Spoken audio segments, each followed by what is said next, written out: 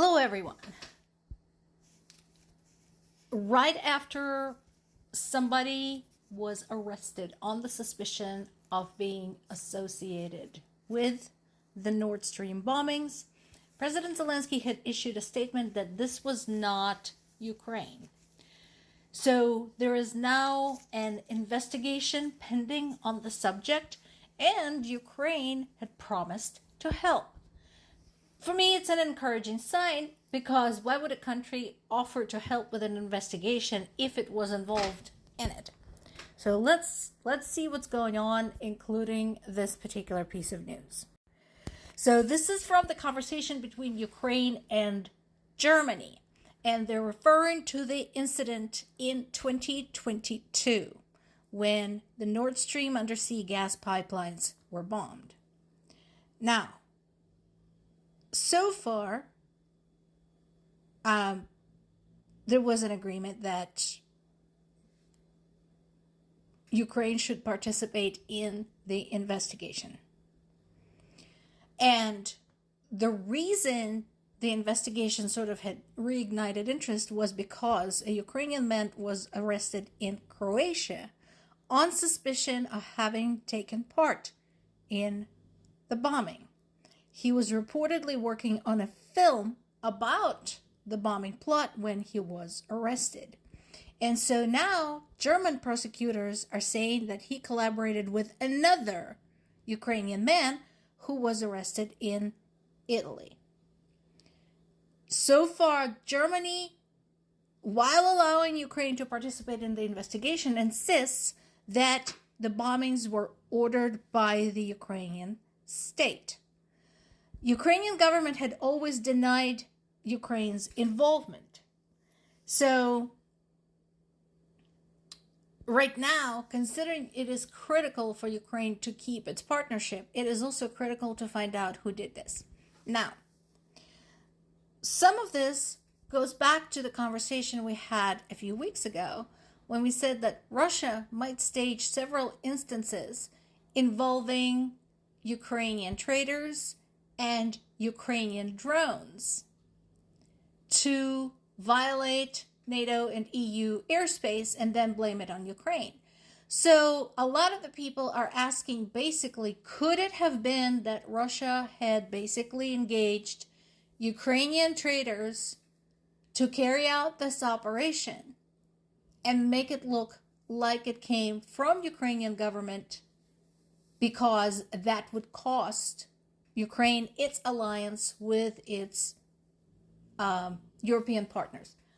I don't have an answer to that. In my mind, it just doesn't make any sense. Why Ukraine would do this? I suppose it could be done, conceivably said that Ukraine would do this and then blame Russia. But in 2022, Ukraine was a little bit busy because if you recall, that was the beginning of the full-scale invasion by Russia. So, why would it engage in this kind of nonsense when there was a war on? So we'll see what the investigation uncovers. I see collaboration as an encouraging sign, but again, this is a developing story. There is a meeting in Kyiv today of the Coalition of the Willing, the countries that support Ukraine, and this meeting will be chaired by Britain, France, and Germany. Today is also Ukraine's Independence Day.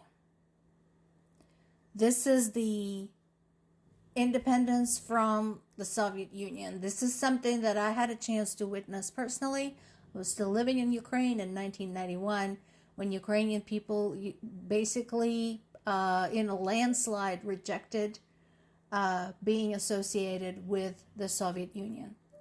So there is a concern by the military, by Ukrainian intelligence, that because of the date, Russians are going to do something horrible. But nevertheless, the foreign dignitaries decided to brave it and come to Kyiv to discuss.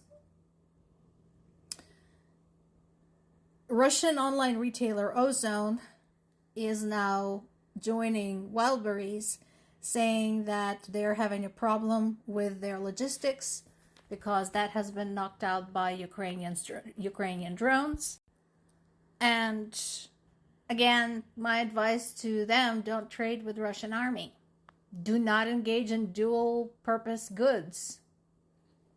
Cancel your military contracts. Do not keep drone parts in your warehouses. Just saying. And the discussion following former Ukrainian Minister of Defense Fedorov suggesting that they should hold an election continues. Most people oppose this. Zelensky made a statement talking about this potentially splitting the country. But again, that is not the biggest problem that I see it. There are already disagreements within the country anyway. That is not the issue. The issue, again, is how do you ensure safety of the voters under the war conditions, knowing that Russians are targeting everything. That is the material point. Also, how do you ensure that the soldiers vote? How do you ensure that the refugees abroad get to vote? Those are the real problems. It's not even the potential political discord within Ukraine. Now, Russia claims to be taking measures over UK's missile support. And again, the question on everybody's mind is, what are you going to do? You have already started the war. You're already bombing civilians. Are you going to bomb Britain? Is that what you're trying to do? What's the plan there, Stan? In the face of those threats, new UK Prime Minister Andy Burnham said that UK will not back down from its support of Ukraine. And the collaboration between Ukraine and the UK continues, especially in drone technology. And as I mentioned before, Ukraine had successfully used the British drones for some of the longer distance strikes against Russia. In addition, they want to share the classified information on the UK components for the long-range missiles so that Ukraine could assemble those themselves. So the UK is doing what Trump said he was going to do and then back down because the UK understands the threat.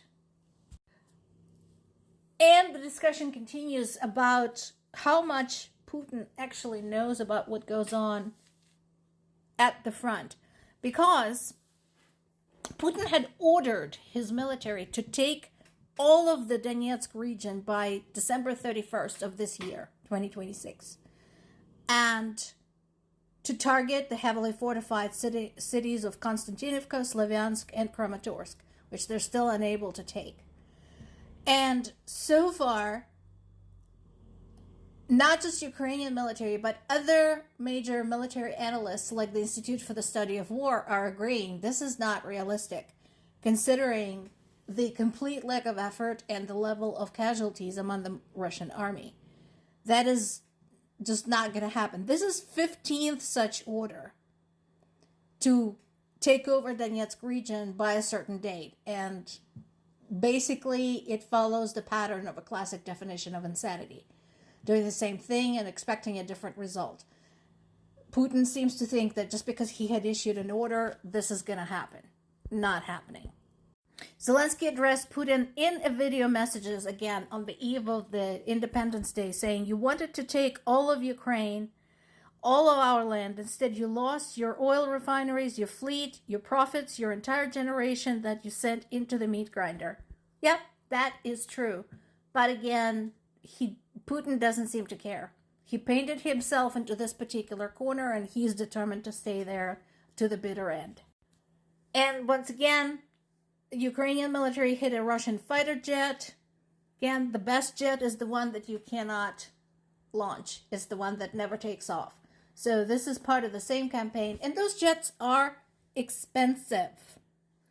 One of the targeted vessels in the recent strike was an oil tanker and the bulk carrier. That goes back to hitting their oil industry. Again, the oil that never leaves port never arrives. All good news.